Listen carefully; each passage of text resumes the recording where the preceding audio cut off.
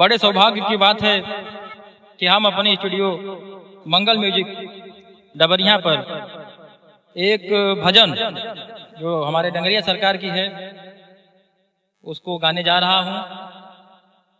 जो भी इस भजन में त्रुटियां होंगी आप लोग अपना छोटा भाई और बेटा समझ कर माफ कीजिएगा। चलिए मास्टर।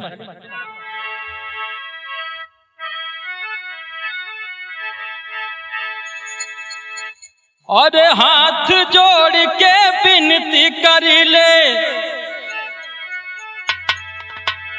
हाथ जोड़ के विनती कर ले, पूजीला प्यारिया बाबा हो डंगरिया, बाबा हो डंगरिया।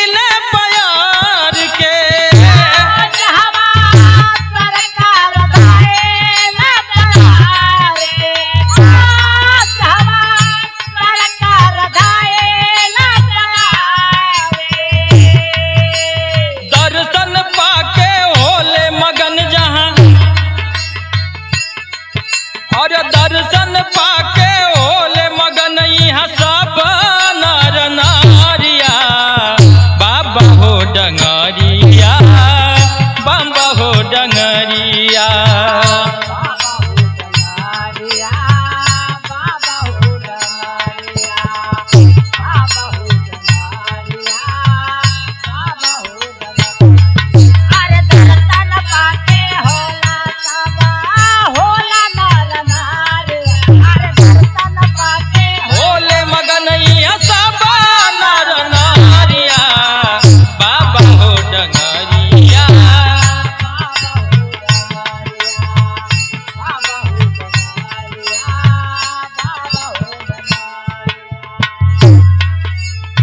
बाबा की इसमें मंदिर और उनकी महिमा का बखान किया गया है इस लाइन में।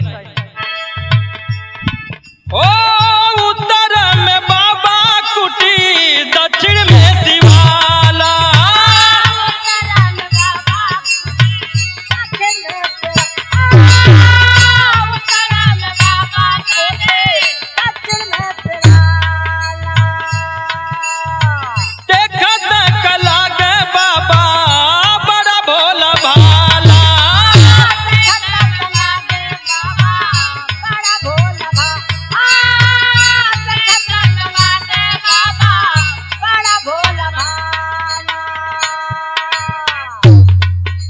पिपरा के नीचे देखा बैठल, पिपरा के नीचे बाटे बैठल हनुमत गदाधारिया,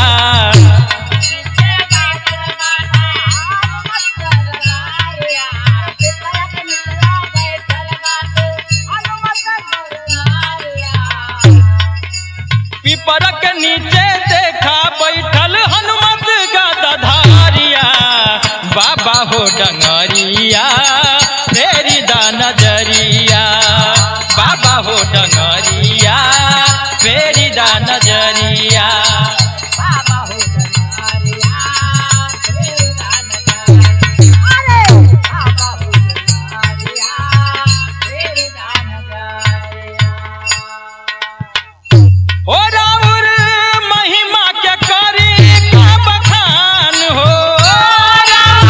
महिमा के कार्य